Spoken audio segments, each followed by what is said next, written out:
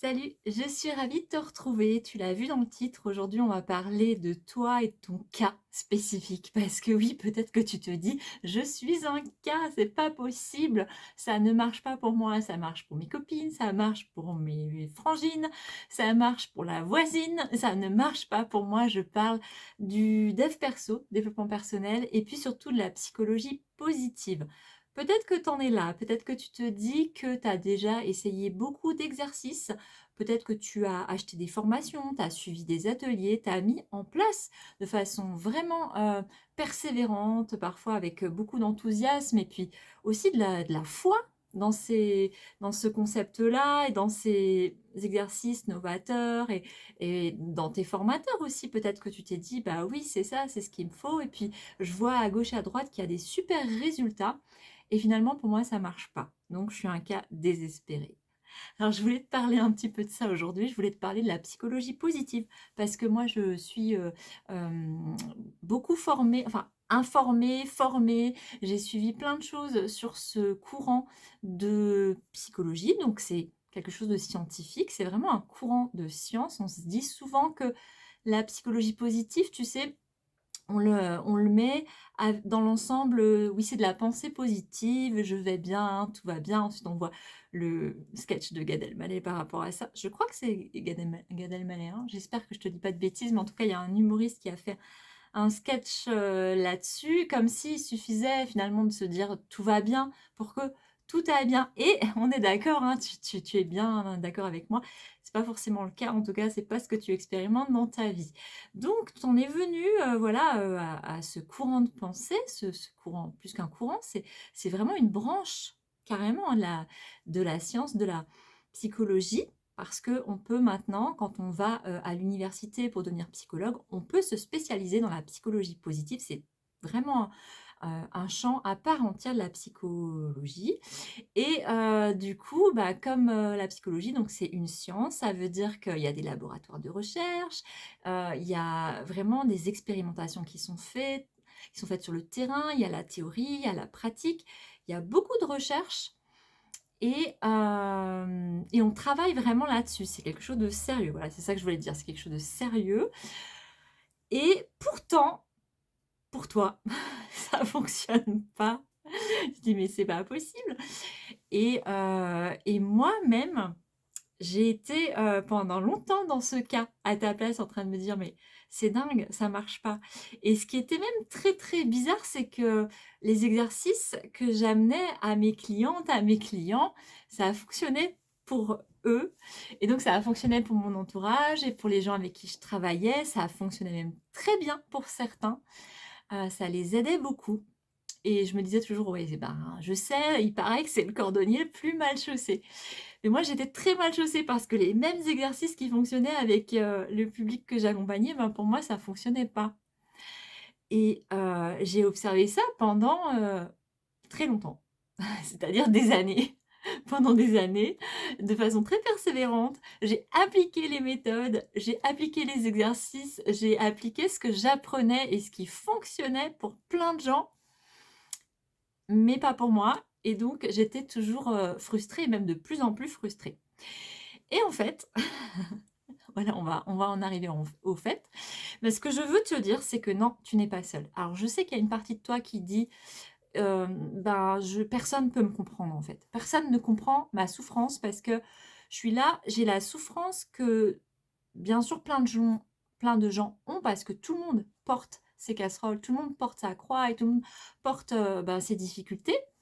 Et en fait, j'observe que quand on prend soin de soi, quand on est euh, dans des démarches comme ça de dev perso, quand on veut aller mieux, quand on applique des exercices, quand on lit des livres, on va à des conférences, et ben les autres personnes qui démarrent en même temps que moi, je les vois évoluer et moi, je reste, j'ai l'impression en tout cas, de rester au même endroit. Et donc, c'est hyper difficile pour toi d'avoir ce sentiment-là parce que tu as une espèce de culpabilité, tu vas te demander, mais finalement, peut-être que je fais pas bien les exercices, donc tu reprends ton manuel, page 143, c'était quoi déjà?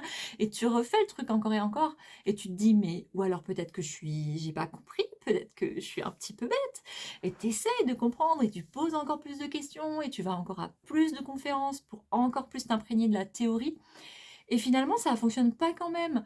Donc au bout d'un moment, tu te dis, ben, que c'est foutu, que tu y arriveras jamais, que tu es un cas désespéré, que tu es la pire de la pire de la pire de la pire des pires et en fait, non, c'est pas ça qui se passe. C'est juste qu'il faut que tu prennes conscience, confiance en toi aussi, mais conscience que, eh ben, tu pas le même passé que tes copines, que ta voisine, que tes frangines et que moi, les gens que j'accompagne, hein, fatalement, forcément. On a tous un vécu différent et que peut-être si tu fais partie des personnes qui portent des traumas et des blessures de l'ordre de l'enfance et des traumas complexes, par exemple, eh ben, tu peux peut-être pas avoir accès pour le moment aux bienfaits de la psychologie positive. Ça ne veut pas dire qu'il faut que tu jettes tes manuels, que tu arrêtes d'aller à des conférences et que tu arrêtes de croire dans ces formateurs qui t'ont amené plein plein de choses et une vision aussi de la vie différente. Tu gardes ça, tu les ranges dans un petit tiroir pour le moment. Donc le tiroir, j'allais dire tu l'entrefermes, c'est un peu bizarre. Tu l'entrouvres, tu le laisses entrouvert en te disant qu'à un moment donné, tu vas y revenir. Mais il faut te préparer avant. Et cette préparation, ça passe par aller regarder tes traumas, aller regarder tes blessures et aller apaiser un certain nombre de choses avant de pouvoir accéder à ces mêmes exercices de la psychologie positive. En fait, c'est tout bête. La psychologie positive, pour moi, ça marche pour tout le monde, mais pas au même moment. Il y a des personnes qui sont prêtes d'emblée. Voilà, elles font leur bonhomme de chemin. À un moment donné, elles ont des frustrations, elles ont des freins. Je dis, mais bon sang, ça n'avance plus, soit dans mon domaine pro, soit dans le domaine perso, soit dans la famille.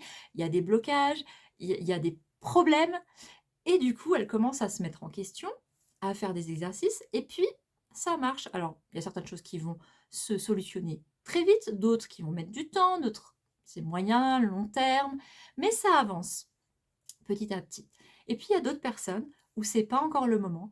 Elles se rendent compte effectivement, peut-être comme toi et comme moi, qu'il y a des soucis et du coup, elles veulent faire la même chose, elles veulent appliquer les exercices, voir la vie de façon optimiste, aller puiser vraiment dans cette science qui va étudier ce qui fonctionne voilà, chez les personnes, ce qui est optimal, comment ça se fait que les sportifs de haut niveau arrivent à avoir des médailles encore plus et encore plus, comment ça se fait que les couples durent sur le long terme et sont heureux ensemble, comment ça se fait que certaines entreprises fonctionnent. Donc c'est ça la psychologie positive, c'est je vais aller chercher les ingrédients de tiens ça fonctionne bien chez tel et tel et tel, mais c'est jamais qu'un point de vue, c'est jamais qu'un prisme et on n'a jamais exactement les mêmes caractéristiques que tel et tel et tel.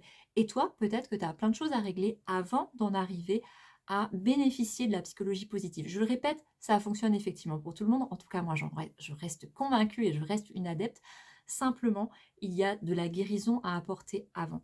Il va falloir que tu travailles sur toi, sur tes traumas et c'est pas instantané. C'est pas parce que tu décides que OK, je vais aller travailler ces traumas, peut-être que ça va te prendre 5 ans, 10 ans, 20 ans ou 30 ans d'aller apporter de la guérison à ton système interne qui est peut-être, tu vois, agressé depuis 5 ans, 10 ans, 20 ans, 30 ans. Donc évidemment qu'il va falloir un laps de temps qui est peut-être, différent, ben, de ce que tu vois autour de toi et c'est ça qui explique que ça ne fonctionne pas pour l'instant pour toi, la psychologie positive. Mais garde bien tout ça dans ton tiroir encore une fois parce que je t'assure qu'à un moment donné, tu vas y revenir avec, un regard complètement différent. Je vais partager quelque chose de très personnel avec toi parce que j'ai envie, je suis lancée, hop, j'y vais. L'année dernière, j'ai offert à mon amoureux un jeu de cartes. Moi, enfin, tu sais peut-être, mais j'adore les cartes ludiques, créatives, les oracles, voilà, j'adore ça. Et donc, je lui ai offert un jeu de cartes. Ce sont des cartes du couple. Et en fait, le but de ce jeu, c'est de tirer une carte et de se poser des questions. Et c'est des choses euh, qui amènent à un certain partage, de l'intimité. Et en fait, et ben ces cartes-là, je ne peux pas les utiliser. J'ai essayé, hein, j'ai pris sur moi pendant des semaines. Quand on utilisait ce jeu, je me disais: «Oh, je suis tombée sur la mauvaise carte». C'est pour ça que ça me déclenche plein de choses. Hem, En fait, ce qui devait être un jeu, quelque chose qui va te faire passer un bon moment, ben pour moi, ça me déclenchait et ça me déclenche encore énormément de choses qui sont pas de l'ordre du positif et qui sont pas du tout de l'ordre du bon moment. Et donc à un moment donné, il a juste fallu que je me rende à l'évidence, que je me dise: «Bah, ce jeu-là, moi, je peux pour l'instant pas y jouer». Et c'est pas parce que je suis la plus bizarre des bizarres, des bizarres, des bizarres. Je suis un peu bizarre, je te l'accorde, mais des bizarres comme moi, il y en a il y en a des millions. On est une grande famille, peut-être tu en fais partie.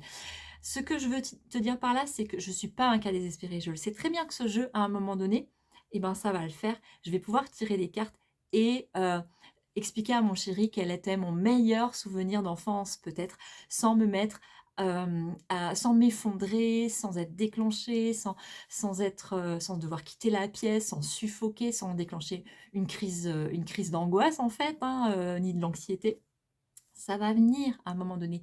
Sauf que pour moi, c'est pas encore le moment parce qu'il y a tant et tant de choses encore pour moi à venir apaiser. Et donc, c'est ce chemin de guérison que je t'invite à faire petit à petit, à prendre le temps dont tu auras besoin.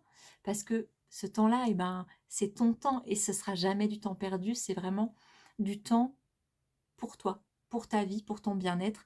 Et tout ce temps-là après, je t'assure qu'au final, sur la ligne d'arrivée, il y aura tes copines, tes voisines, tes frangines et mes clientes pour qui ça a marché la psychopo et moi et toi. On sera toutes sur cette ligne-là, on y sera toutes arrivées, on sera toutes parvenues à faire ces géniaux exercices de psychologie positive pour en bénéficier vraiment pleinement à leur juste mesure et ben, quand ce sera ça, on fera vraiment une grosse fête. À bientôt!